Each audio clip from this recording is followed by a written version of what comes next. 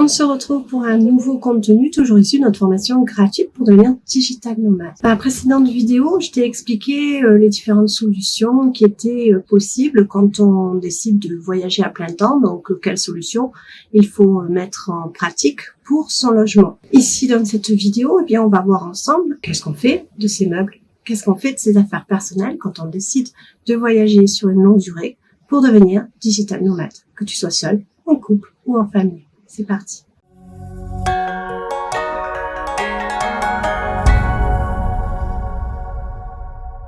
Tu entames les préparatifs pour devenir nomade digital? C'est le moment de te poser la question: que faire de ces meubles et de ces autres affaires? Dans le précédent contenu, je t'ai donné différentes solutions concernant ton logement actuel. Aujourd'hui, nous allons voir ensemble que faire des meubles et de tout ce qui emplit une maison quand on décide de voyager sur du long terme et de ne pas conserver son ancien logement. Tout d'abord, il va falloir planifier ton désencombrement sur plusieurs semaines.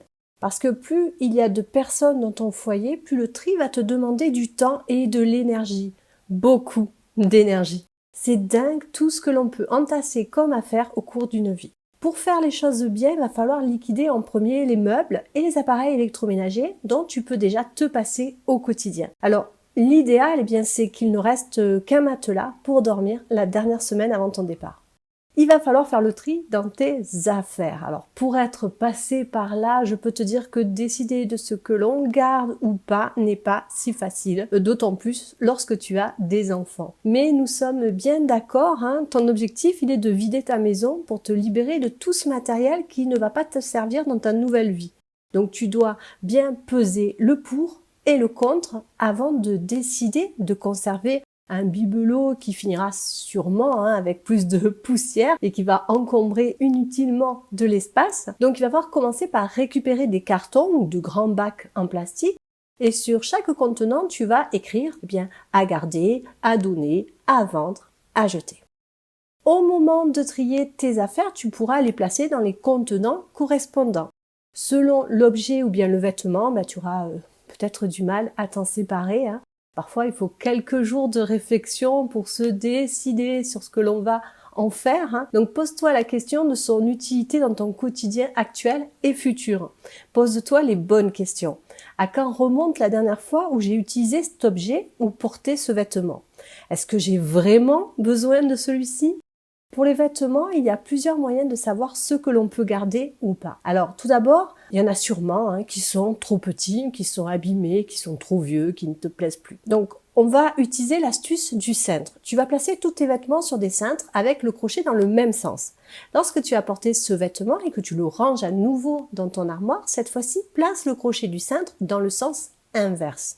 À la fin d'une période de test, on va dire d'1 mois ou 2 mois, tu vas identifier ce que tu n'emporteras pas du tout avec toi parce que tu les auras très peu portés. Pour les manteaux, les vestes, les pulls, tout dépend des pays dans lesquels tu prévois de vivre. Si tu suis le soleil, tu pourrais éviter les vêtements d'hiver. Quand il fait un peu plus froid, il suffit de superposer plusieurs couches de vêtements. Ça évite de trimballer de gros pulls inutiles dans les bagages. Quand on y réfléchit, on sait très bien que l'on porte souvent les mêmes tenues, parce que ce sont des vêtements que l'on aime, qui nous vont bien, ou bien dans lesquels on se sent à son avantage ou à l'aise. Alors, pourquoi s'encombrer de vêtements que tu ne porteras quasi jamais? Pour les chaussures, les sacs et les divers accessoires, c'est une question de bon sens. 2 ou 3 paires suffisent. Par exemple, une paire de baskets, une paire de chaussures de ville, une paire de sandales ou de mules. Enfin, quelque chose de décontracté, tu vois. Donc, chaque accessoire doit avoir son utilité. Idem pour les ceintures, les foulards et les écharpes. 1 de chaque, voire 2, est amplement suffisant. Si tu as des enfants, l'idéal est de garder les vêtements qu'ils aiment porter, qui sont confortables et faciles à entretenir. En ce qui les concerne, il te faudra de toute façon renouveler assez régulièrement leur garde-robe s'ils sont en pleine croissance. Par expérience, la partie la plus compliquée va être celle concernant les jeux et les jouets. Et ce, quel que soit l'âge de l'enfant.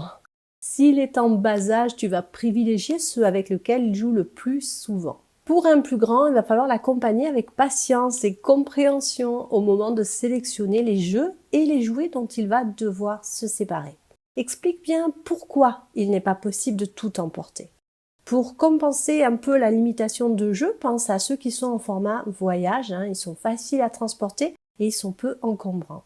N'hésite pas à prendre en photo les dessins qu'ils ont faits et dont ils veulent, ainsi que vous, garder un souvenir. Pour les livres, tu peux conserver un livre que l'enfant aime plus particulièrement et qu'il prendra plaisir à lire plusieurs fois. L'idéal, c'est d'investir dans une liseuse ou bien une tablette pour avoir sa bibliothèque toujours avec soi. Décider de ce que l'on conserve ou pas, de ce qui est essentiel ou ne l'est pas, fut pour moi le plus difficile.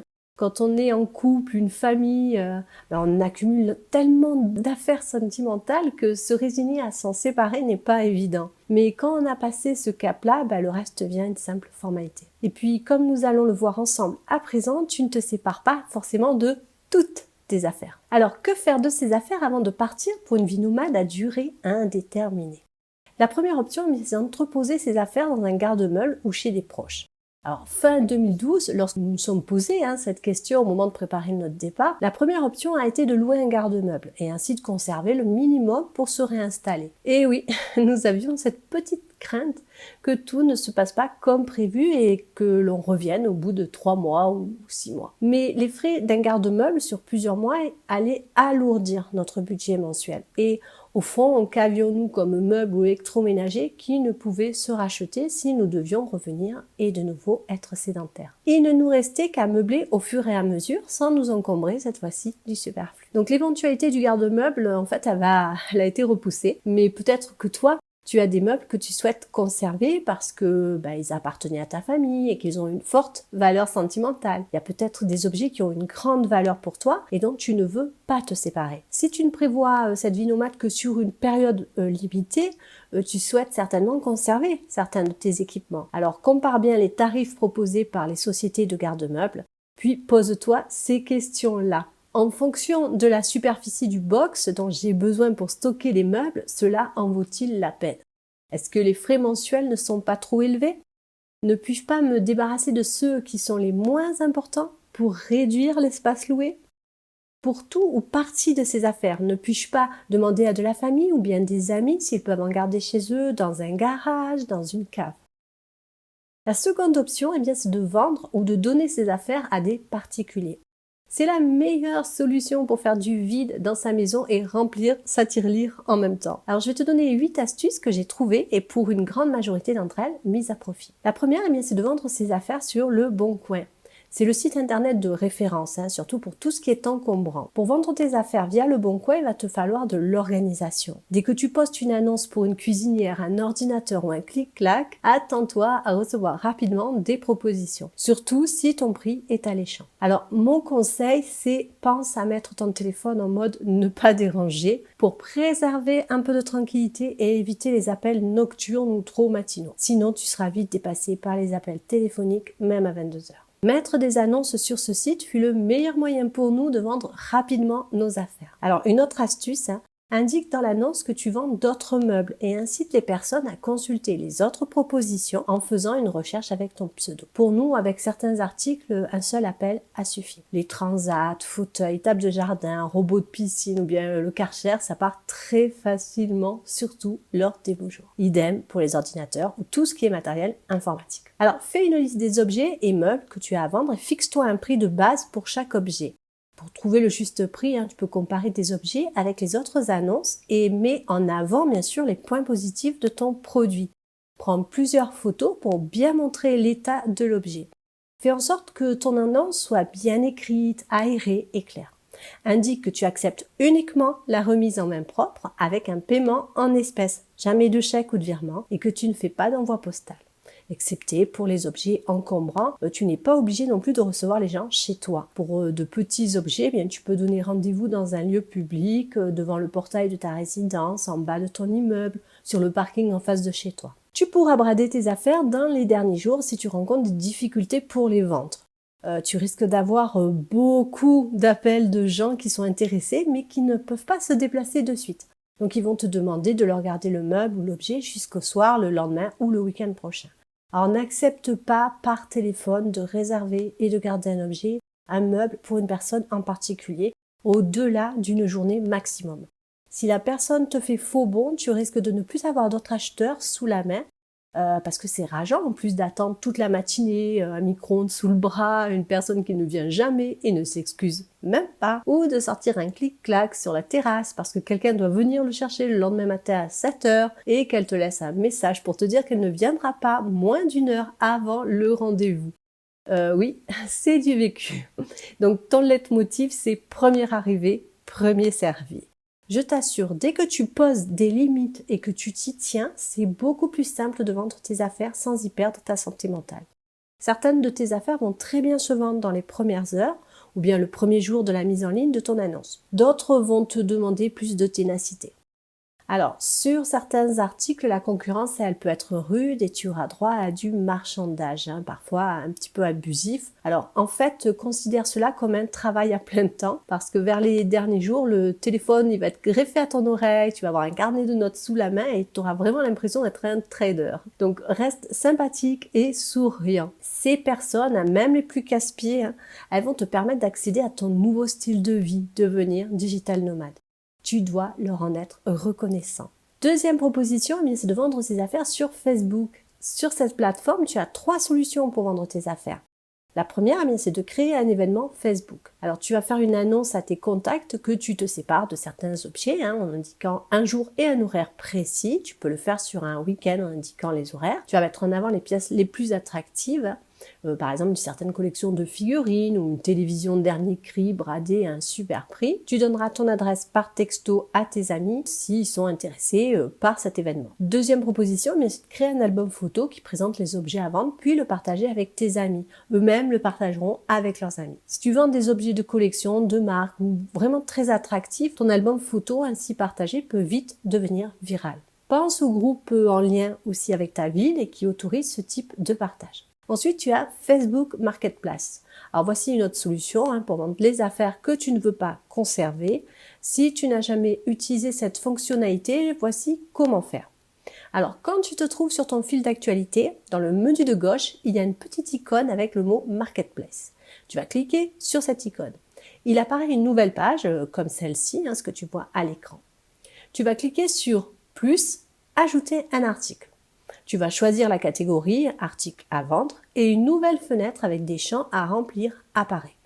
Là, tu vas ajouter les photos, la description, etc.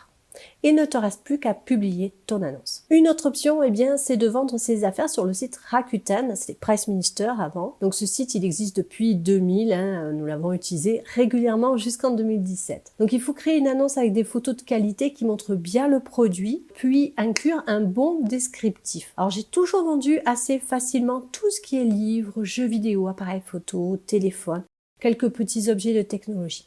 Tout ce qui peut être envoyé sans trop de risques et par voie postale, mais toujours avec un suivi. Je te mets l'adresse du site juste à côté. Ensuite, participer à une brocante ou à un vide-grenier, c'est idéal pour vendre de la vaisselle, des bibelots, des vêtements, des livres ou des jouets. C'est ainsi que j'ai pu vendre une partie de ma collection de Snow Globe Disney à une fan et au prix psychologique que je m'étais fixé. Alors pour connaître les dates des brocantes et des vide-greniers partout en France, je te mets le nom du site juste ici. Organiser un vide-maison ou un vide-garage privé. Alors en tant que particulier, tu as le droit d'organiser un vide-maison ou un vide-garage chez toi, mais cela est réglementé afin d'éviter forcément des abus. Si tu décides de le faire en extérieur, devant ta maison, il va falloir avertir ton voisinage d'éventuelles nuisances sonores qui pourraient se produire par un passage fréquent de voitures, par durée, par exemple. Mais avant tout, tu dois prendre contact avec la municipalité de ta commune pour leur signaler l'organisation de cet événement. Il te faudra adresser une demande d'autorisation au moins 15 jours avant la date que tu as prévue. Il y a un formulaire à télécharger et dont tu trouveras le lien ainsi que toutes les ressources dont je te parle dans cette vidéo, dans mon article dont le lien se trouve sous cette vidéo. N'hésite pas à prendre contact avec la mairie pour connaître la procédure exacte à suivre. Ensuite, une autre solution, c'est de donner ses affaires. Tu peux faire don de certaines de tes affaires à des proches, des amis ou à des associations comme la Croix-Rouge française, Emmaüs, Secours populaire, etc. C'est ce que nous avons fait pour certains meubles, pour le réfrigérateur, pour un ordinateur ou une télévision. Garder certaines affaires aussi, c'est une autre option. Il y a certaines choses dont tu auras du mal à te séparer. C'était mon cas, j'avais gardé certaines affaires au cas où, Tout simplement parce que psychologiquement, j'avais du mal à me séparer de la symbolique de l'objet. Mais lors de nos séjours suivants en France, avec le recul, j'ai décidé de faire encore une fois du tri.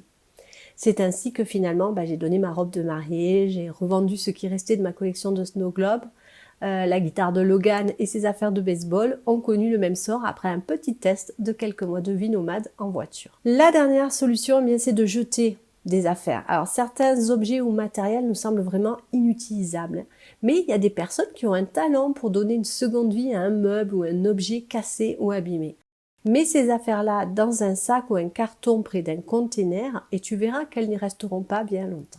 Au final, quel que soit le moyen utilisé, le plus important est de te retrouver allégé de tous ces biens matériels qui t'encombrent, afin d'être totalement libre pour ton nouveau mode de vie de digital nomade. Alors c'est le moment de passer à l'action. À toi de jouer. Commence à faire le tri et à vendre les objets et vêtements que tu n'utilises presque jamais. Et bien sûr, n'hésite pas à consulter les autres vidéos que j'ai déjà faites et qui sont classées dans la playlist Devenir nomade digital. Je te laisse et on se retrouve très vite pour un nouveau contenu de notre formation 100% gratuite pour devenir nomade digital, que tu sois seul, en couple ou en famille.